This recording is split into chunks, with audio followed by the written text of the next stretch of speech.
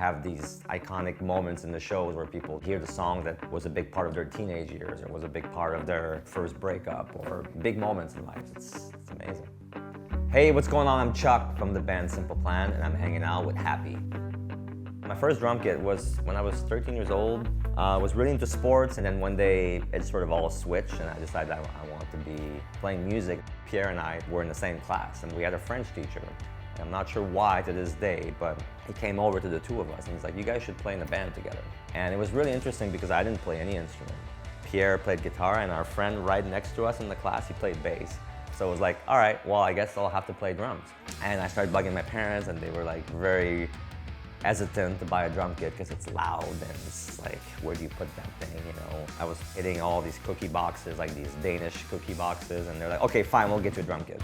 The bass player friend had a friend who was selling a drum kit, and it was a piece of trash. I mean, it was all different brands, like broken cymbals, like broken stands. I can still picture it in my head. It was pretty busted. It was $300 at the time. And I brought it back to my basement, and I remember vividly that moment when it was set up and we started writing music almost instantly.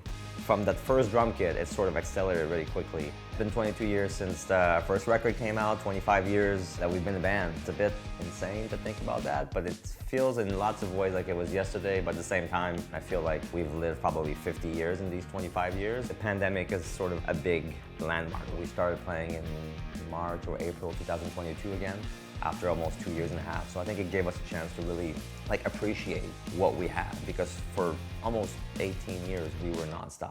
To have that sort of forced break, we got to spend time with our families and really get to be home and kind of forget about us as band members. It became like just, hey, I'm home.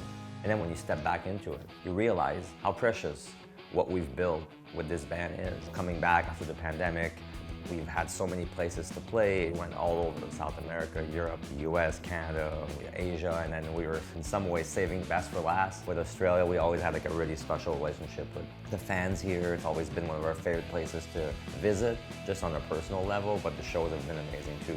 It's been really rewarding to come back to see that fans are still there for us. We take a lot of pride in how we play live, and we want to make sure that every single person, the front row, but the last person in the last row, has a really great time and feels engaged with the band, feels like they're part of the show. So we go out there, I go out and I crowd surf, I high-five people. We really try to put on a show that there's memorable moments. That's sort of the DNA of a Simple Plan show. That's kind of what we do. I think we're in a good place. I think we're in a place where we're very proud of our legacy and our past, but we're also really excited about the future and what we can do creatively. So it's kind of the best spot.